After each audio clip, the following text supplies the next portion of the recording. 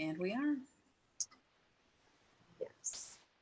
Hello, and welcome to Rising Up with Jeryl Anne.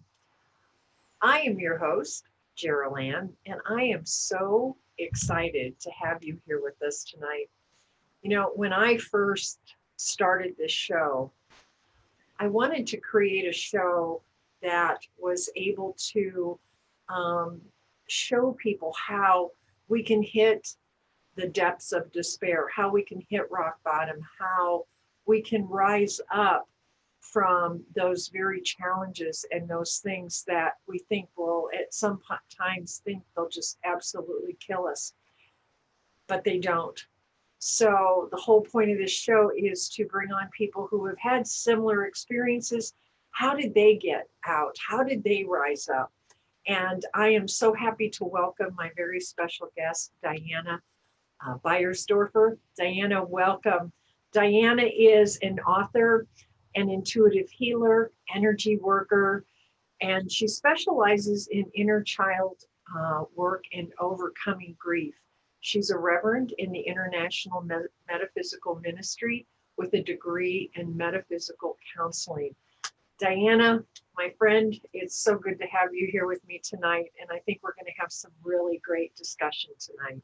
Yeah, I'm so glad to be here. This is going to be really, really, there's so much, the two of us, even though we have very different stories, I feel like in so many ways our lives have kind of like what's it? There's like a parallel energy in so many ways. So it'll be really interesting to see how we jive with each other in all of these um, times when we've done the Phoenix Rising. I'm going to totally do the blooper reel tonight because apparently my mouth has decided to stop functioning, but we'll enjoy that too. So let's have some fun. Yeah, we're going to have a good time. And I also wanted to say hello to everybody with us tonight. We're going to have a pretty interactive show. We've got Carol and Wendy and Deirdre and Kim.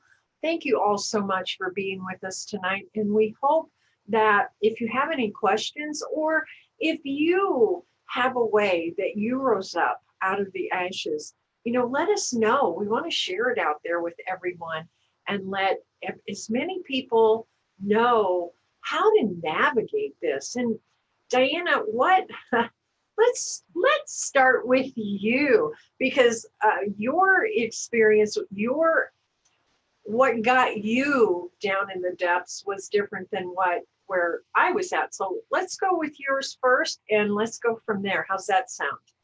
We'll give it a shot. I think that many people know me that watch the show. They know my story with Steve, and that's I've put that on display. There's many years. I had a whole lot of life before I met Steve, and it was very difficult. And it was definitely, I really feel like we rise from the ashes over and over again. There's not one phoenix rising in our lives. We go through one challenge after another from the time that we're born. We can have so many experiences, and so mine goes way back. And really, I do have addictions. My biggest addiction was looking for love. My biggest addiction was I didn't feel as if I had what I needed as a child, whether that was my fault, whether that came from the family that I was raised in. I don't know. I think it was a combination. But as a child, I never felt as if I had that. I sure did not have a comfortable relationship with my father, who was off again, on again, very mostly off again. And so I do believe that many of us as small girls, when we grow up and we don't feel that love from dad, we start looking for someone else to fill that void. And so my first major relationship was with a man who was 18 years older than me. And I was very young and I was very naive and I made mistakes. I don't even want to call it a mistake because so much came from it, and I learned so much from it. It was 20 years that I was with someone. I had 6 children, 3 girls and 3 boys with this man. It was never easy. It was difficult for myself. It was difficult for my children. And um, really, where before Steve came along, we had come to a place where here I am with 6 children. My youngest child was 2 when he left. We're almost to Independence Day, the day that he left, but it took me, I had my wake up call back in like December, January of 2009. My youngest was 2 years old, and something in me suddenly went, the light switch just went off. And I knew that I needed to get out of that marriage. I knew that it wasn't good for my children, my oldest too, especially my oldest was a mess. She was really just, being very empathic. My children were really taking on a lot of difficulties being in a family where there was so much unrest, and he was very good at targeting them and me. That's why, many of us as empaths were such beautiful targets. Like we've got this big bullseye right here. He was very narcissistic. He was very, he never, from the night I was married, and really before my marriage, the night that I was married, I cried all night. I couldn't believe that here I was stuck with this person. I remember he just looked at me and said, "I own you now." And that was the kind of relationship that we had for nearly 20 years. He was very, very self centered, very much always trying to take care of himself first. And as it grew, the last 6 months became more and more violent and scary, and really to the point where all of my children wanted to sleep in the same room with me at night. I would lock us in. He would wiggle on the door in the middle of the night. I slept with one eye open. There was times when he tried to kill himself in the home. It finally came to a point. There was a couple of times where we had to call in the police. And there was one night I remember he had taken some kind of medicine. He'd been drinking, he took a whole handful of drugs. My daughter came out and told me she saw him take this, and he was just off the wall, just crazy that night. And I called the police, and like 10 police officers showed up. They took him away. They told me that they were going to keep him. They were going to put him up into a mental hospital. At 2 in the morning, they brought him back. And when I woke up the next morning, I heard him coughing in the living room, and I was like, my gosh, this man is back. They brought him back without even telling me. And that day I had to try to figure out how to get my children to school, try to figure out how to get this man back into some kind of mental health. 70 miles an hour down the road, he's trying to climb out of the car. It was a horrible, horrible time. So the ashes for me were definitely, it was, I finally had to get an order of protection, and he was taken away from us all. And for 3 years, he wasn't allowed to see the kids or me. He had to be completely away, because there was a point where the last night I came away very bruised. It was definitely some very abusive. My oldest son was the one that got him away from me. And when he realized that my oldest son was bigger and stronger than him, he calmed down. And the next day I made him leave, and I got the police to help. But we came away with a whole lot of PTSD. So there's that. We've got all these stories that I tell, but I don't think people realize that there's so much more, that all of us have these. I am what I am today, and all of these experiences help to create who I am. But that's where 6 months later, after he was gone, that's where Steve came in. And when Steve came in, he couldn't even raise his voice in our home, because if he raised his voice, we would go into total, panic attacks, awful anxiety because of PTSD. And it took us a long time, and it still affects me sometimes. It was like there was times when I would smell a certain smell, or a couple of times when my ex called me. One, he even said, "I'm going to come live in the basement again, and you can do it." And I totally melted down at work, totally had a complete panic attack. It was a very, very difficult time. PTSD is a horrible thing. And if people think you got to be in a war or something like that to suffer PTSD, that's not it. It's any kind of traumatic experience. And it was 6 months. And this man had called his friend and tried to get a gun. He was going to, I said, I called his friend. I said, "Please don't let him get a gun, because he's trying to kill himself." And he said, he's not going to kill himself with a gun. That's not who he's talking about. And that was the point where I said, okay, I'm done. I'm done. I'm not going to end up a victim with this man. I'm not going to let him take me from my children. And it really, that was the worst of it. He had tried. He had almost killed me when my two oldest were very young, right in front of my children. And he shaped up, but he had that in him. So that's my addiction. My addiction was trying to please a man who there was no way. I want people to know that when you're in that kind of relationship, you can't fix anyone. I was addicted to trying to fix this man. I was addicted to trying to I didn't want to be a single mother like my mother. I wanted to try to fix him. And I spent 20 years trying to fix him and help to create the happy family. And that's my addiction. Truly, I still have to work with that addiction. My last relationship before this one, I was doing the same thing. We can be, as empaths, we can be addicted to trying to fix people. Right. So It doesn't always have to be drugs. It doesn't always have to be, things like that. It can be this kind of thing too. And it can be just as traumatic and difficult. It, and I think that's the key. That's the key is, my addictions were drugs, alcohol, cigarettes, food, prescription drugs. And I was an alcoholic by the age of 13 and started doing drugs at that same time. And so I had a good 4 decades plus of all kinds of addictions as far as chemical and substance abuse because I didn't want to feel. And you make a valid point. It doesn't matter what the addiction is. And I think at the core of it is the same need for love. Yeah.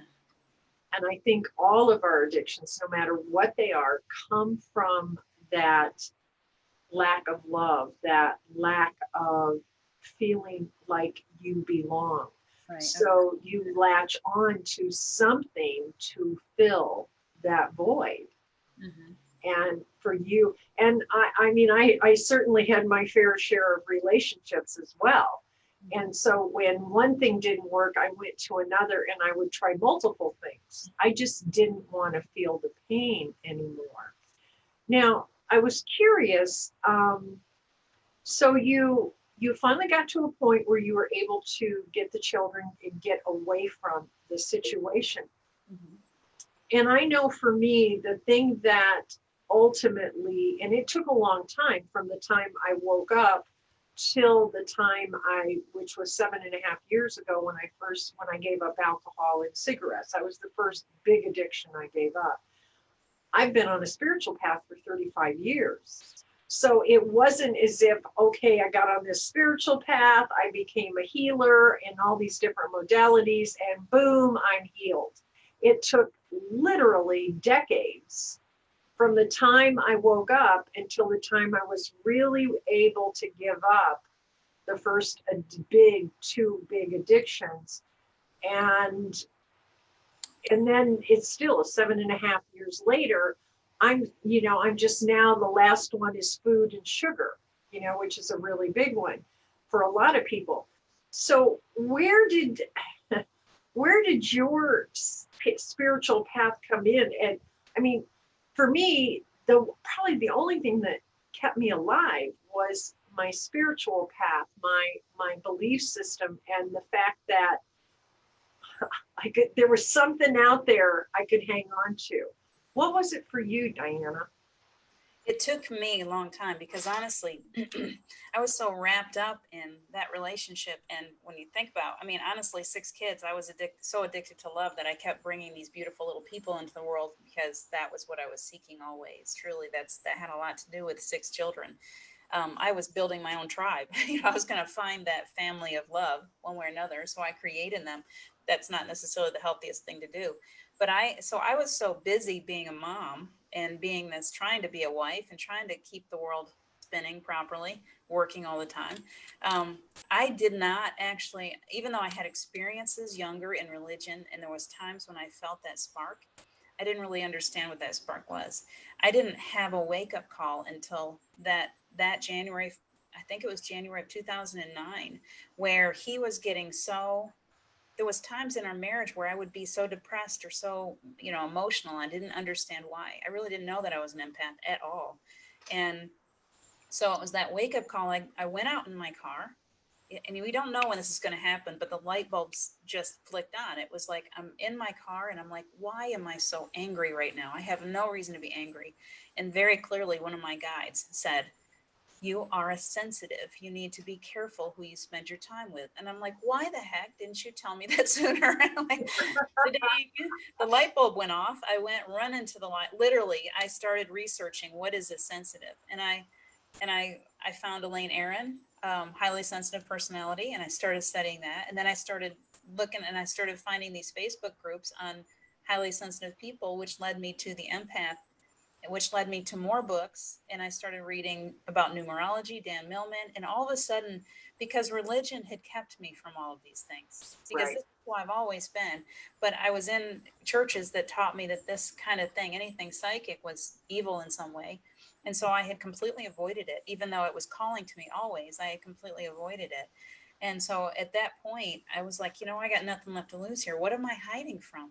And so once I opened up to it, I started feeling this, like my heart was opening and I didn't understand what it was. I was like, what is this coming from? Who is calling to me? I went on this desperate mission and I knew that I had to get out of the marriage and there was nothing that was going to stop me this time. Even though it took us 6 months, it really literally took me 6 months to get this man finally out of my home. When he did, I went on this desperate mission because I thought, I was like, there's somebody out there that I'm supposed to be with, and I don't know who it is, but I know that I'm supposed to find. Something. My intuition was finally open, and it was totally confusing. I didn't have anybody to turn to. I didn't have anybody to talk to, which is why shows like this are so important.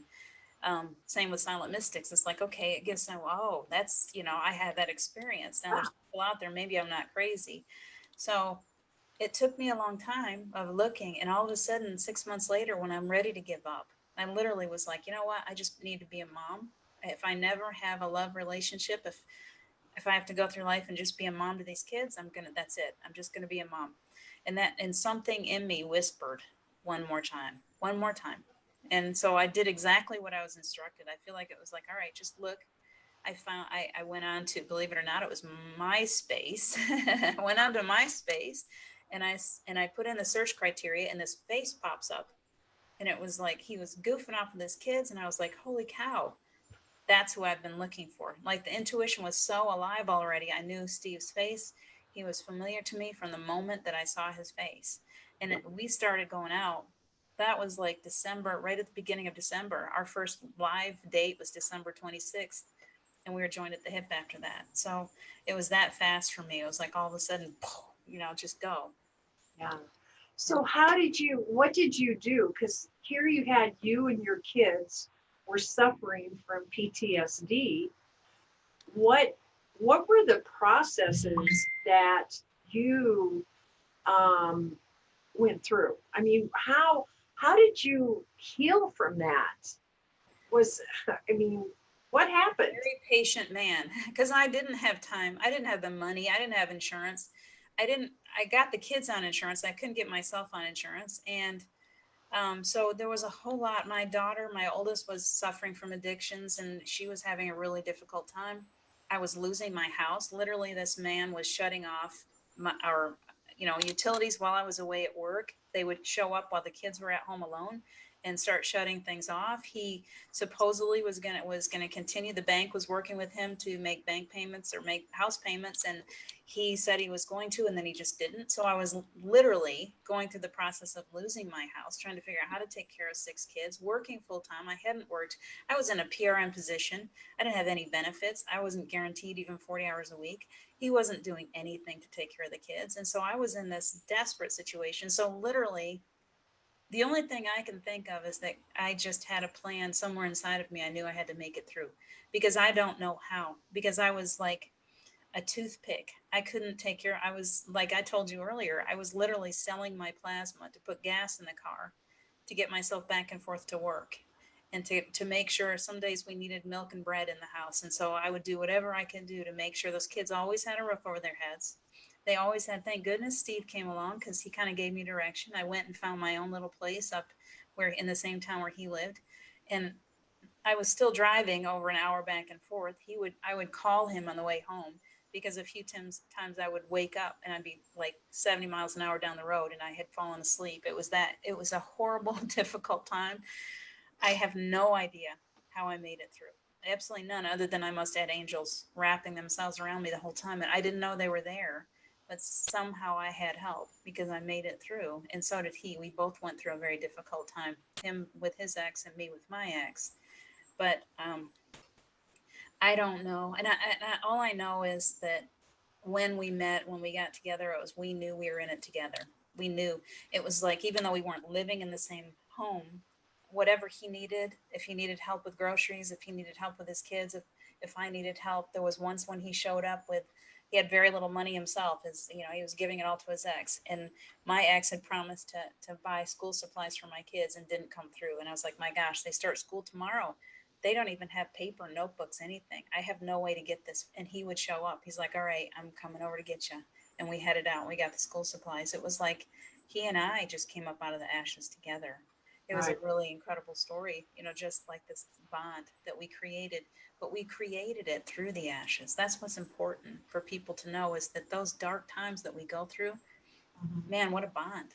My kids and I, through the things that we've gone through losing their father the way that they did, through all the things that happened with him, and then having Steve for 6.5 years, and then Steve going through the cancer so fast, and all of us going through that, the bond that my children have for each other, and the way that they take care of me and started to take care of me when he died, it's like that's where that stuff comes from. It comes from the hard times. We have to go through the ashes. That's what happens with the phoenix. And man, when you come back out of those ashes, you come out flying. Yeah, It's amazing what you can come through. you do. But You, but I was never alone. That's all. That's the answer to your question. It's the only thing I can think of is I had a beautiful team around me, even if I didn't know they were here. I had help. so at what point did you, I know you're a reverend, you became a counselor, you do all of the energy work. At what point did you start down that path? I didn't start any of that until Steve. I Okay. when Steve was alive, I was still just I say just. It was a big deal raising 6 kids, but I was a wife with his 3 kids, my 6. I was very, very busy. I was Yeah, that's a that's lot. all I had time for. When he died, it really started when he got really sick. I hit the bathroom floor. I was calling on whatever kind of powers of the universe that I could call on to try to heal him, and I started opening up to my own inner healer. And it was in that process that things began to change, but it was out of desperation, because really truly when he got sick, when he was diagnosed, I went back into my ashes. I like that was it. I sunk right back in. I was like, my gosh, I was with this monster for 20 years. I only had Steve for 6.5 years. It was so unfair to me. I was just like, what did I do wrong in a past life? Why am I being punished this way? I remember looking at him going, man, what did I do? Because this is horrible. I must have been, I really blamed it all on myself. It was bad. And it took some time. I had to come to the absolute bottom of the bottom after he died, to be to the place where there was nothing left of me. I wanted to step out in front of a car. I wanted to die. I made it through. I stayed really strong when he was sick. I was there for him every step of the way. Nothing was going to take me from his side.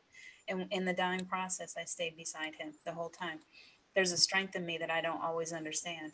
But after he died, I was like, that's it. I don't know if I can make it through this. I really didn't. I was at the bottom of the bottom. I didn't think that there was any way that anyone could live with that much pain. I mean, literally felt like my heart was literally being ripped in half.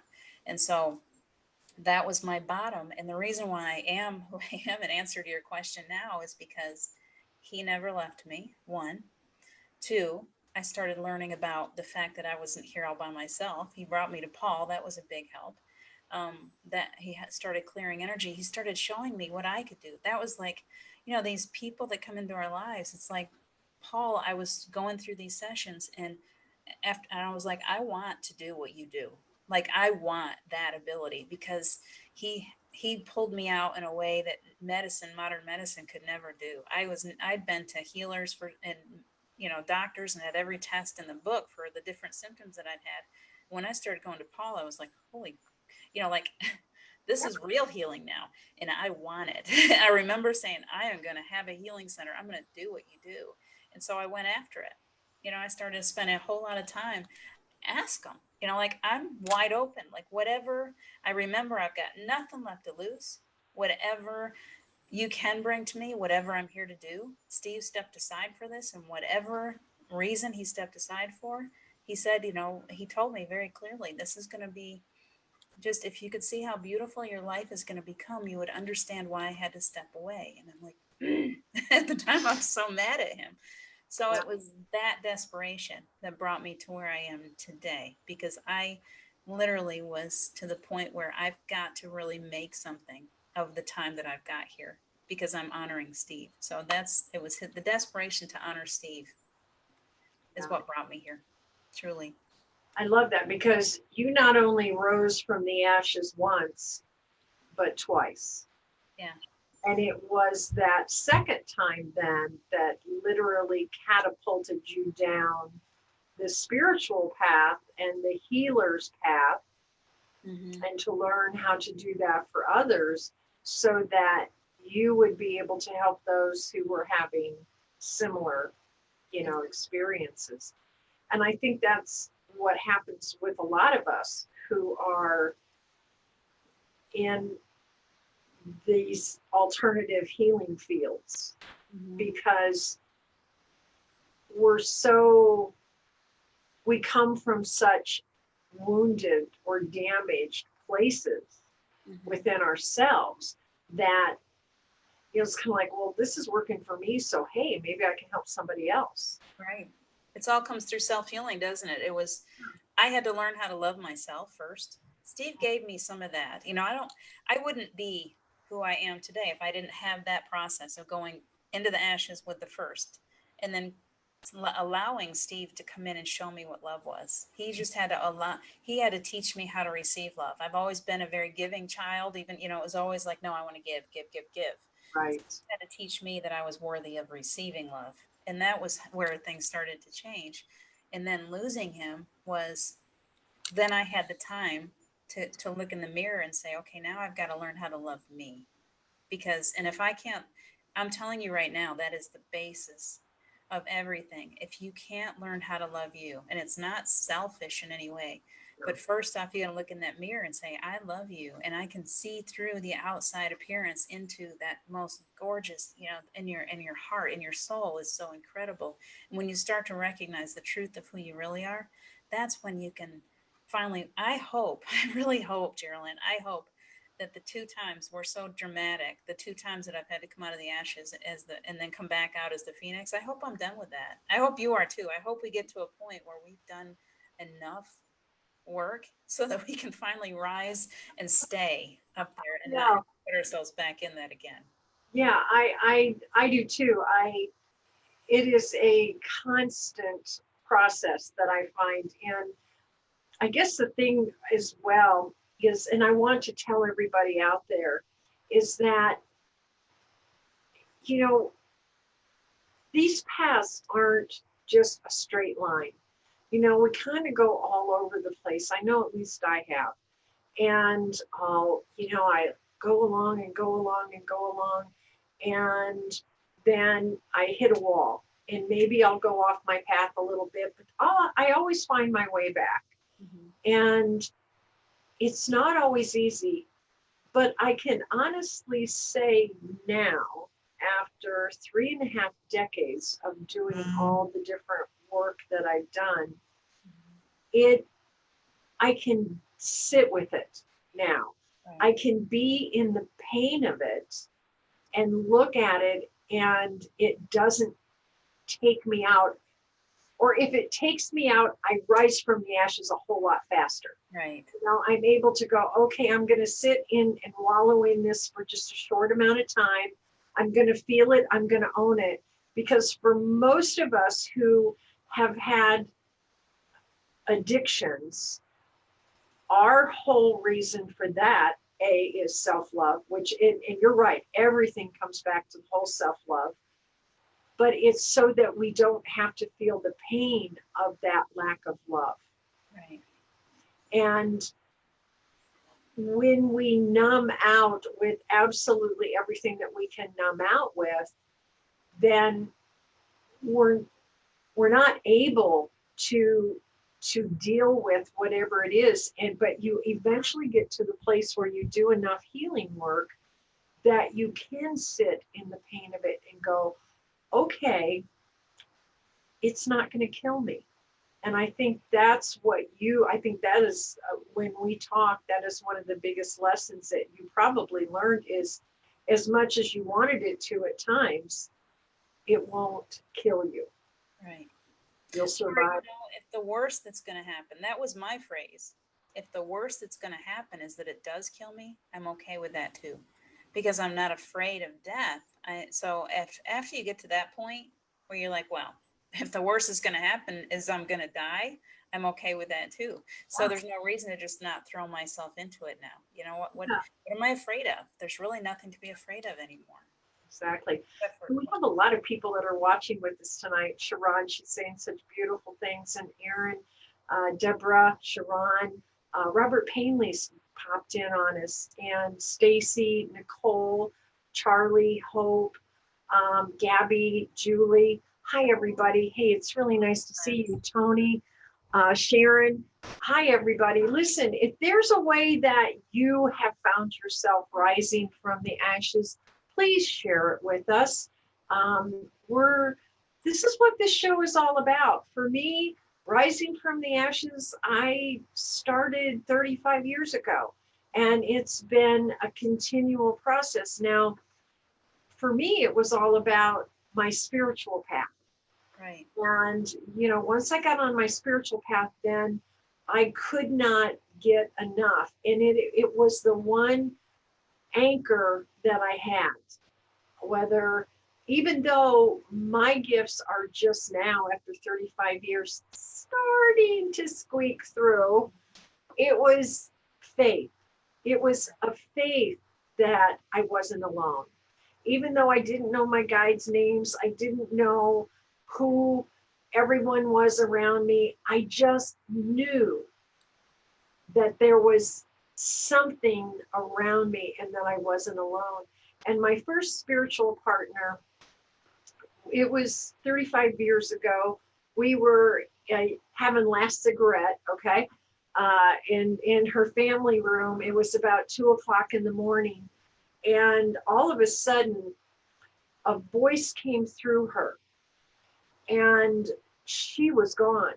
And we'd already started on this path, and I had read Shirley MacLaine's book Out on a Limb, so I knew that I wasn't. It wasn't like something completely out of the blue. I had read about this phenomenon, freaked me out, and ended up being Melchizedek, who's an ascended master. Of course, we had no idea who Melchizedek was because there wasn't the internet. There wasn't really bookstores or like one little shelf on the occult side. And at that time, he actually even talked about the time that we're in now and how we need to heal and to release all of these third dimensional, the baggage and everything. And so for me, it was a knowingness of faith that those experiences that I had with her, and she channeled all the time, even though we really didn't understand all that much. Mhm. I'm amazed that we made it through as unscathed, to tell you the truth, as we did, because we didn't know what we were doing. She didn't know what we were doing. And she'd been gifted such since a child, and she saw spirits and she saw angels and she saw people without bodies and that in spirit form. And, so I had that, I just had that to hang on to.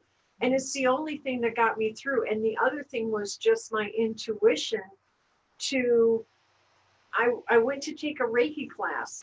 Well, first I went and walked on fire. I've done that 4 times. I haven't done that yet. Yeah, 4 times I've walked on fire. It was a whole lot of fun. It was amazing. It's life-changing. And then I became a hypnotherapist first. Then I walked on fire. Then I became a rebirther. And that was transformative, bringing up a lot of old wounds and a lot of old pain.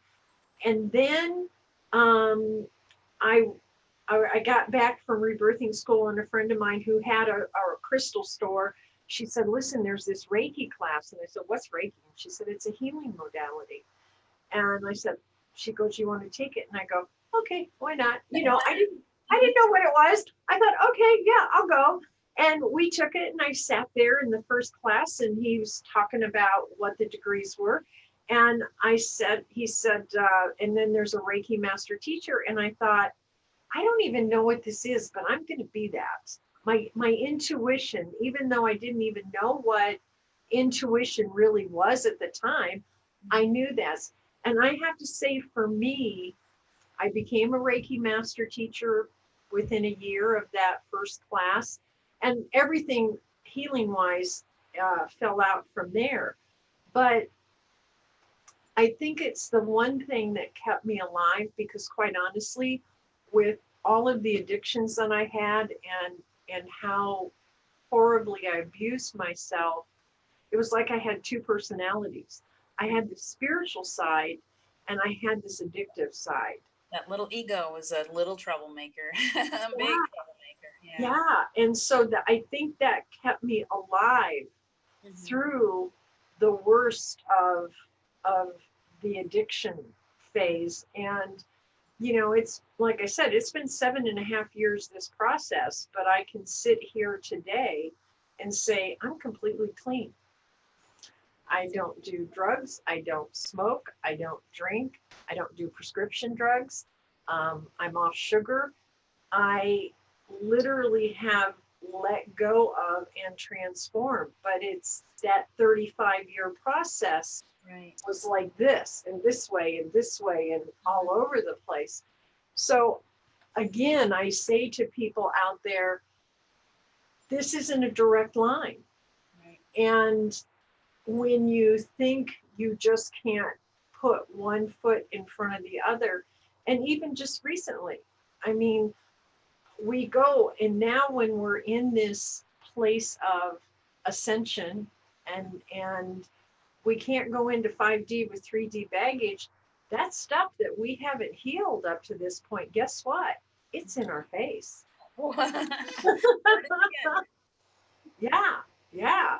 So, we're doing this show so that we can to give everybody out there hope, and also to say to people, um, you can do this. If you have something that you that you're struggling with, no matter what it is, whether it's grief, whether it's an addiction, it doesn't matter what it is.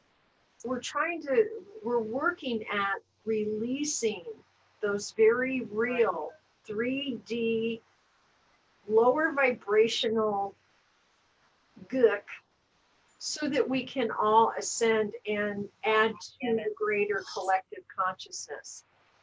Yeah. Um, And there's that reminder too. It's like source is just, screaming it in my ear, is that you are not in this by yourself.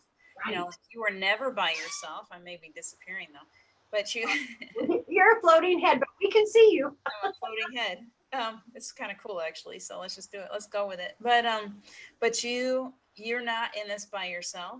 That they are so present, and so not only do you have this beautiful team, angelic team, the ascended masters, you got ancestors, you got loved ones. You're just surrounded all the time. If you just call on us, they're like, please, like we're right here. Just call on us, please. But also, I feel as if we're all coming together. Like we have each other.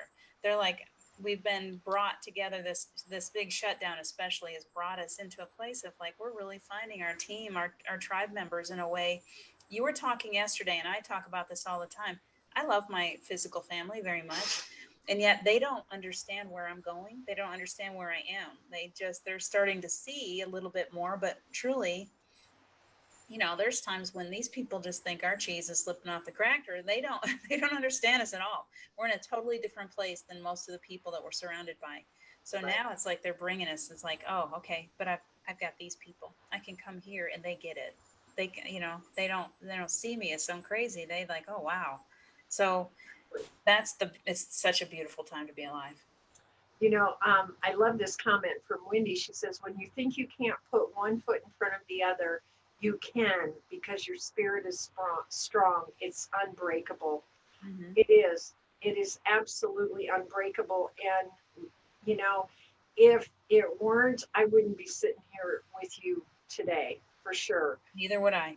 You Neither would I. know, and Hope also has walked on hot coals with Anthony Well, Robbins. I'm gonna have to try this now. But okay, not anytime. It was amazing. It was absolutely amazing. Okay, you froze up a little on me there, my friend. Oh, there's okay. So she's froze up, but that's okay. And I want to go through some of these. And Wendy says, well done, Jeryl Anne. Thank you so much, Wendy. I really appreciate that. And we have a few more people that have popped on. Susie Francis is with us, and Carol Pendleton popped in. Luann, hello. And yes, Carol, Alan, we are a soul family. And that's the other way that we rise up from the ashes. We we have each other. We have groups, we have support groups, and we do all kinds of things together. And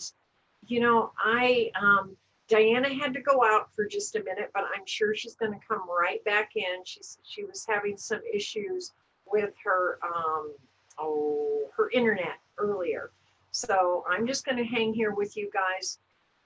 We were talking earlier, and one of the reasons that we went down this path again tonight is that I did want to talk about my addiction journey a little bit more, because it was one that really threatened to destroy me. And I talk to a lot of people now that have had these addiction issues, that have had the alcoholism or the cigarettes or the drugs. I was fortunate by the time I moved here about 19 years ago, I had moving here got me away from my cocaine addiction. I was a cocaine addict for a couple of years. So it was never a direct line, and there was always at times I would give up alcohol. I gave up alcohol for 5 years, but then I would replace that addiction with drugs, other addictions. By the time I quit drinking this last time, which was 7.5 years ago, I was drinking a couple of 4-packs of 16-ounce iced beers, a big bottle of wine. I was doing whiskey. I was doing vodka. I was doing all kinds. I was drinking. If I was conscious, I had a drink in my hand and a cigarette in my hand. I would go to work. I would take a cooler with me, and I would basically have that with me the whole time. I would drink up until the time I got to an appointment. I'd go in and do my appointment, and then I'd come out and start drinking again. By the time I quit, honestly, the amounts of alcohol that I consumed would have killed most people. People were actually taking bets as to how much longer I was going to survive. It was that bad. So I say this to people because when I did finally let go of those addictions, hi again, by the time I did, I quit the alcohol and cigarettes at the same time. A year later, I quit smoking pot. A year after that, I gave up sugar. And then I got hooked on prescription drugs because I broke my knee. I had all of my teeth. My teeth were just a mess. So I had all of my teeth pulled. So I got hooked on Oxycontin and prescription drugs. And that I gave up about a year ago. And I just got off of sugar. That one I kept going off and on and off and on and off and on. And so I've been clean, completely addiction-free since right before Christmas of December of this last year. Difficult path, well worth it. And I wouldn't trade a moment of any of it, because if someone comes to me and says, I have this addiction, I've got this issue, I don't know how to deal with it, I know what it feels like. It's like with Diana. She knows what that grief feels like. She knows what it's like to struggle to try to feed her children. She knows what PTSD feels like firsthand. So to me, I never had children. I have a very, very, very broad base of experience. There has been sexual abuse in my history, addictions, all kinds of stuff. And again, the most challenging times that we have bring us the greatest growth and the greatest transformation in my experience. And so we come to you tonight to say, if you have an issue or if you know of someone, you can make it through it. You can definitely get through it because we did. And here we are. Doesn't mean that we're not still dealing with stuff. I mean, I'm like on with Diana going, help me, you know? And you get hit. You get hit by another wave of it and you'll go, oh my gosh, I could have sworn I fixed this years ago. Yeah. And then another layer of it will come up. But it does get easier. It does get easier. That's for sure. It does. Welcome back. I'm still almost partially here. I'm not sure what happened. It just said bye. I'm out of here. So apparently it was your turn to talk. So I just let you have the Oh, thank you. Well, I wanted to say, I love this comment from Hope Wellington Marshall. She says, it seems like a lot of the light workers, star seeds, have been through some sort of addictions. I believe it's because we have to go through this to be able to relate to others. Thoughts, please? Exactly. I mean, I am so on board with you on that, Hope, but Diana, where are you at with that? Oh, it's totally the truth. If we didn't come here for a perfect existence, obviously, if we wanted a perfect existence, we could have stayed where we were. We came here to experience this, all of it. And I say that often, that contrast of my soul longs, our souls long for these experiences. We didn't come here to have a perfect existence. So you might think, well, I'm such a victim, in victim mode. You can feel sorry for yourself and you can think, man, why did I have to go through that? Get out of victim mode and rise above and look down on it and go, man, I went through that, because there's such a huge contrast. As painful as it was going through the loss of Steve, that's how far up you can go. Like, you go through this to this deep, deep death, and then as far down as you go, that's how far up it'll shoot you like a rocket.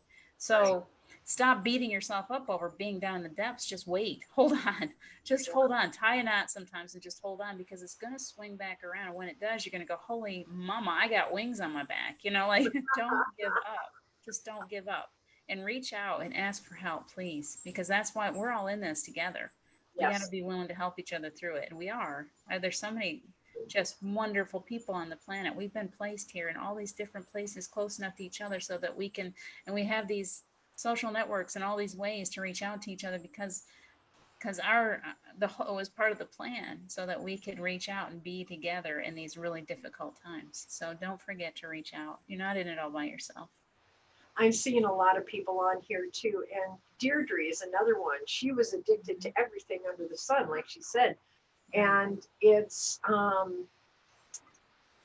she's beat it. She's one of her light just glows from her. And there's the thing, she has such compassion. I watch her all the time. She has such compassion for others. Erin, she says, you can beat your addiction by following your intuition and listening to what your body needs. I have been forced to do that through alcoholism and PMDD, premenstrual dysphoric disorder. Why is my body feeling this way? Sit down and listen inward, and your body will tell you. Thank you, Erin. You are so spot on. Your body will talk to you. And there's a lot of people. In fact, I just see Tony popped on, and she was just diagnosed with Crohn's disease. Right. And Sally's with us too, Sally De La Rosa. And, there's a lot of people out there right now that are really struggling with some really severe diseases. And our bodies are talking to us, and it's not easy to move through it and move to the other side of it. It's a process. And that's why we're all here, so that we can help each other through, and don't give up. Do not give up and reach out. I love both of them so much. And I just got that advice from Sally today and what you're saying, Diana, and this is what we're saying to all of you out there, reach out. No, we're not in this alone. No. And I really believe, I go back to this every time, this virus, this COVID-19 has been one of the greatest gifts we've ever been given. Right. Because we all got to really know each other through this, and we got to find out who our soul tribe is. Right. And we are all here for each other. and have been. I mean, y'all have been like literally holding my hand through this growth process that I have gone through over the last 3 months. I couldn't have done it without you guys. And that's what we're here to do. This is what we're here to do as light workers, and to use our experiences and those challenges that we've all been through.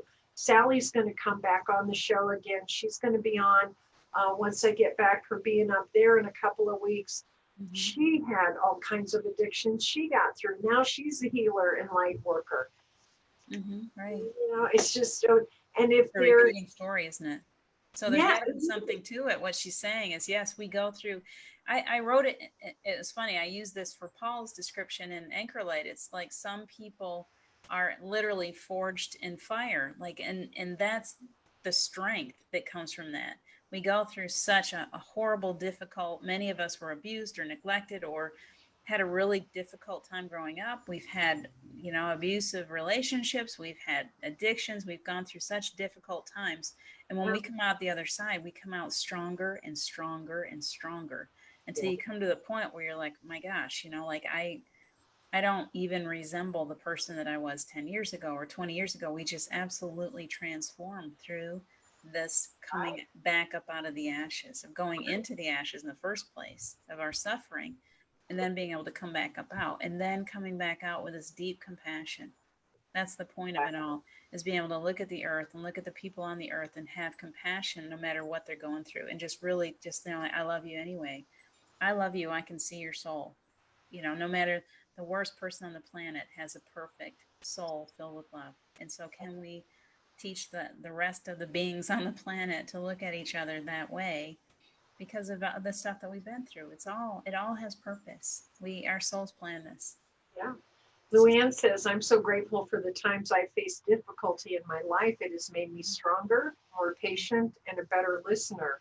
I seem to attract people who seek guidance. Yeah, that's really common. They can sense it. We sense we're mirroring. They sense that same energy. So we have to, if we didn't go through it, they wouldn't be able to mirror.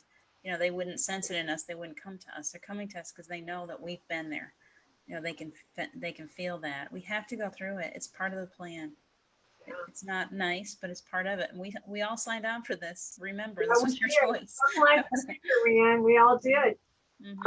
Carol says, we all have grown in the last several months. And Charlie says, I think addiction led to my aortic dissection, which was a wake-up call. Thank God for the second chance. Yeah. We're all getting, don't you think? We've all been given, I've been given, like, if I were a cat, I'd probably be on my last life about right now. Yeah, that's true. Yeah. So. But there's something in us that just keeps on, like Energizer bunnies, no matter what it is, we just keep on coming back. Just keep coming back, because what we came here for is more important than anything. Our soul knows why we're here and why we've decided to do this, and we're not quitters. We're just going to keep on.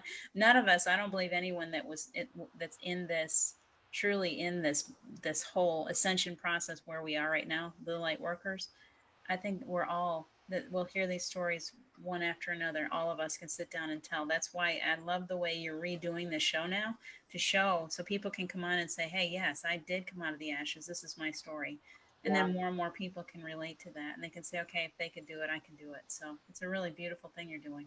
And I think that's what we have to do, is we really have to be a model to each other and really be, like you said, transparent. Let's be really transparent. Let's just put it all out there, because each and every one of us have that story. Each and every one of us have that damaged, wounded side. Skeletons in the closet. Yes. We all and it's time to just put it all out there and go, okay, I wasn't always, and I'm not together now, but I'm way more together than I was. I mean, I'm still healing in that. Like I said, I've been the last few days. And Sally says she's really looking forward to sharing her story. Tony says, I've completely changed in the last 6 months. Wendy, I'm not the same person I was 12 weeks ago. It's all thanks to the group. Thank you, friends. We go so fast. That's what I think we kind of had that question. That was like, I went on the fast track when Steve died. It was like I had been moving very slowly, moving my way through, trying to figure out who I was very, very slowly. I didn't really get on the fast track until he died. And then it was out of desperation, like hours on the floor, finally learning how to truly meditate, learning how to find my higher self, learning all these different lessons that I learned that were like, it was as if he was right there feeding it to me and saying, okay, you've got to work on this, babe. You got to be. So he stayed so close. And I've heard that story too of many, many people where they've lost someone like that. Charles, you're one of them. Carol Allen, where these loved ones have stayed close and have made themselves evident that they're very, very close. And in that energy field of them, of source energy that they bring into us, we get on this fast track. So many people right now, if you think about the planet, there's all these people that are dying. Every time you lose someone and you have to go through the depths of grief, if people could only understand the opportunity, it sounds it's very difficult at first, but there is an opportunity as low as you go, as deep and sad as that is. This creation of an energy where you can get on this fast track and really you're the phoenix, you're flying. It's an incredible experience. I would never wish it on my worst enemy, and yet I would never go back and change it. It happened the way it happened. I wouldn't be the person I am today if I hadn't gone through it. So thank you, Susie. what do we got? Love you. And Deirdre says, I don't recognize the person I was before COVID. Thank you for being in my tribe. Yeah. And that's just, really I think we all feel like that. Like, everybody here, there are those who I knew before, but completely fell out of touch with. Mm-hmm. And those who I saw, but didn't get to know really. I mean, Diana, I was following you and you and Caleb on that journey that you were on, right. And Come Be Alive with Me. And, and then I kind of went into, seclusion again. And this brought me back out. The virus brought me back out. And it said, okay, guess what? It's time to put everything that you've learned. Time. Right. Yeah, it's time to get out there, and it's time for everybody to come together, to take each other by the hand and move forward together. Right. And to help each other heal. And I want to say, if there's anyone out there that would like to come on and share your story, please contact me, private message me. I would love to have you on. If you don't want to come on by yourself with me, that's okay too. I'll bring a couple more people along for the party. And I really just want to keep this movement going of let's just be transparent. Let's be vulnerable. And let's talk about how did we get from point A to point B, and how can we keep moving forward? And yes, Wendy, we are all so blessed. Oh my gosh, we're so blessed, aren't we, to have each other? Yeah. Come be alive with me. I still have a whole bag of bracelets. Anybody's it's like, let's do this together. Like, we're alive, we're here, we are blessed to be able to be on the planet, to do this work right now. We were chosen for this. So take on your crown and be like, no, all that stuff that I went through, I can rise back up from it and I can come back out a brand new person, totally recreated. And now don't worry about it. It's going to happen more than once. You're going to have stuff happen. You're going to feel like you're sinking back down the ashes. Rest a little bit, come back out again. Just keep recreating yourself, live in that moment and all the time, and just keep on with every breath. Just be a new creation. Here I am again. Here I am again. I've changed again. I've grown again, because we are truly, all of us are on this fast track right now.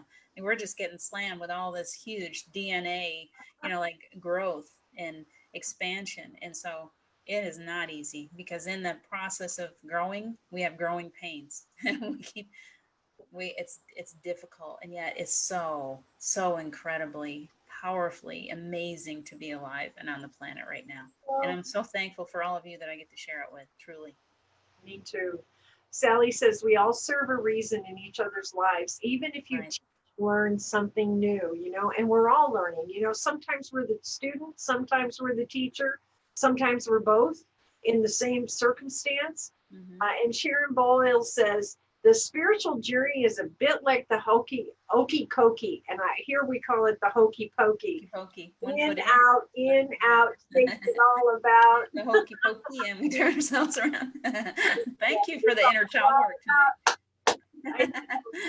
And Charlie says, we are here for a reason. Absolutely. We are so here for a reason. And we do. Oh, she said, we serve a purpose in each other's lives. Absolutely.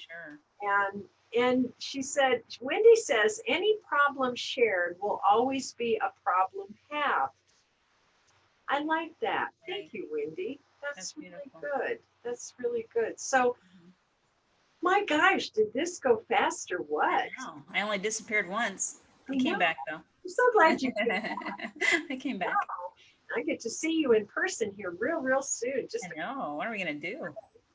It's gonna be fun. Susie says, I always tell my nieces that everyone has a story. Absolutely, Susie. We all have a story. And here's the thing. Each and every one of our stories are so important to tell, because our story is going to help someone. Mm-hmm. Doesn't have to help everyone, but if your story helps one person, that's why you're here. What I always said, if I put myself out there and one person watches it and gets the message that they needed for that day, it's enough. It's enough. We don't need to count. Just reach out and be making those little ripples. Sometimes it's just one person, but then that person reaches out. It could be 10 people and then 100 people. And then it's like COVID all over again, except it's beautiful. This is the kind of thing that we want to spread. And it is. Yeah. And I think the best way to end this is, Sharon says, the transformative process is challenging, but so rewarding. I feel like I am standing on the precipice of something amazing. Yes. Yeah. And just step into it without fear. Just step in. Yeah. Surrender completely to it. I hear fireworks. We have some here too, and my puppies have been trying to get in. So next week I will not be here next Saturday night. I am going to be away studying. I'm going to be a student next week. But I'll be back 2 weeks from tonight. And my guest is going to be a surprise, because I have several people waiting in the wings. So I'll have to just kind of let you know and let it be a surprise to all of you. So, Diana, as always, I love sharing time with you. I love talking to you and just reaching out to everyone. And our stories, I think, are helping a lot of people, and their stories are helping us. It's such a win-win-win-win-win. And yes, Charles, gratitude is the wine of the soul. So go out and get drunk. I like that. Get drunk on gratitude. And on that, exactly. On that note, everybody, I love you all, and thank you for being with Diana and I tonight. And we'll all be back in a couple of weeks here. And please join us on Monday at 3:33 p.m. Eastern Time.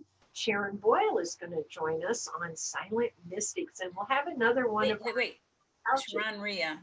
Sharon. Oh, did I say Sharon? Yes, you said Sharon Boyle. Sharon's like, what? Look at Sharon Boyle's name. I just get so confused. I was like, wait. Yes. We'll get her on soon, though. Sharon, you're on our list.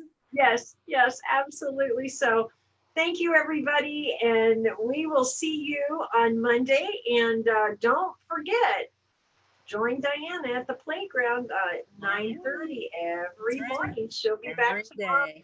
Whether you want me there or not, I'll be back tomorrow. Bye-bye, everybody. Bye-bye. Thank you.